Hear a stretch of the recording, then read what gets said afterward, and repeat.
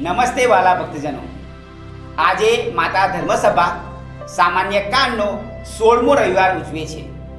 ગયા રવિવારથી આપણે માથીના શુભ સંદેશનો 13મો અધ્યાય વાંચવાનું શરૂ કર્યું, જે ઈશ્વરના રાજ્યની દ્રષ્ટાંત શ્રેણી છે. શુભ સંદેશના આજના પાઠમાં ઈસુ 3 દ્રષ્ટાંતો આપે છે: જંગલી ઘાસની વાવણીનું, રાઈના બીનું અને ખમીરનું. જંગલી ઘાસના દ્રષ્ટાંતની સમજૂતી ખુદ ઈસુએ જ આ પાઠમાં આપી છે. આ દ્રષ્ટાંત ઈશ્વરની ધીરજ અને સહનશીલતા દર્શાવે છે.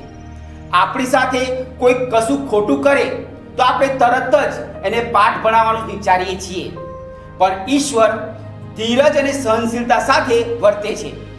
આપણે લોકોનો ન્યાય તોલવામાં કે તેમના વિશે અભિપ્રાય બાંધવામાં કેટલી બધી ઉતાવળ કરતા હોઈએ છીએ, જ્યારે ઈશ્વર આપણા વિશે બધું જાણવા છતાં આપણને સુધારવાની તક આપીને ધીરજપૂર્વક રાહ જુએ છે, અને આવું તે જીવન પર્યત કરે છે. પ્રથમ શાસ્ત્ર પાઠ આપણને શીખવે છે કે ઈશ્વરની શક્તિ સજા આપવામાં નહીં પણ તેમની દયામાં પ્રગટ થાય છે, કારણ કે ઈશ્વર સત્તાધીશ અને શક્તિશાળી છે. આપણે માનવીઓ નબળા છીએ, એટલે દયા બતાવવામાં પણ નબળા છીએ. ઈશ્વરની દયાના દાખલા આપણે જૂના કરારમાં પણ સદોમને બચાવવા અબ્રાહમની અરજીમાં જોઈએ છીએ, નીનવે નગરને બચાવી લેવામાં જોઈએ છીએ. ઈશ્વર આપણી પાસે માનવબંધુ સાથેના વ્યવહારમાં આવી કરુણાની અપેક્ષા રાખે છે.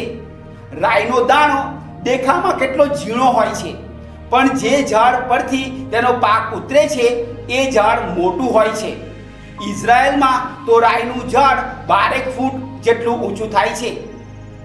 દુનિયાવી સત્તાઓની સરખામણીમાં ઈશ્વરના રાજ્યની વાત સામાન્ય રીતે સ્વીકારવી અઘરી લાગે, પણ તે રાઈના ઝીણા દાણાની જેમ ધીમે ધીમે મોટા તોતિંગ વૃક્ષમાં આકાર પામે છે.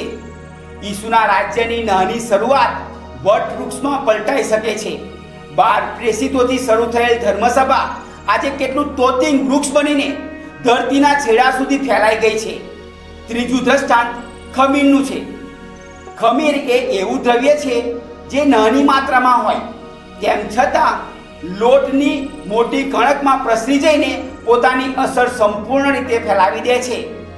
ઈશ્વરના રાજ્યનો આપણા અંતરમાં સ્વીકાર થાય પછી એ આપોઆપ પ્રસરવા લાગે છે, અને એની અસર એટલી શક્તિશાળી હોય છે કે ખમીરની જેમ આપણા સમગ્ર જીવનને ઈશ્વરના રાજ્યના સંપૂર્ણ પ્રભાવમાં લાવી દે છે.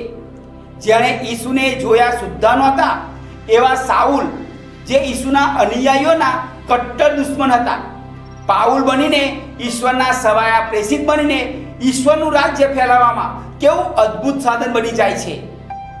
ઈશ્વર પોતાના રાજ્યમાં બધાને સામેલ કરવા માંગે છે, અને તેથી માનવજાત સાથે ધીરજથી અને કરુણાથી વર્તે છે. સંત પીતર કહે છે તેમ, કોઈનો વિનાશ ન થાય અને સૌને હૃદય પલટો કરવાની તક મળે. જેમ ઘઉંની સાથે જંગલી ઘાસ ઉગે છે, તેમ દુનિયામાં પણ સારા માણસોએ ખરાબ માણસો સાથે જીવવાનું છે. માનવ જીવનમાં સારો માણસ ખરાબ રસ્તે ચડી જઈ શકે છે, અને ખરાબ માણસ હૃદય પલટો કરીને ઈશ્વરના રાજ્યમાં પ્રવેશી શકે છે. પ્રત્યેક માનવીને આ તક આજીવન મળતી રહે છે.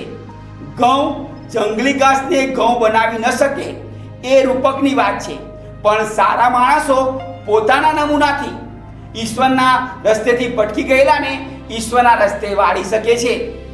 આપણે દીવા બનીને આ કામ કરી શકીએ, આપણી રીતે, આપણાથી શક્ય હોય એ રીતે. આપણે તો માત્ર સાધન બનવાનું છે, બાકીનો ચમત્કાર ઈશ્વર પોતે જ કરશે.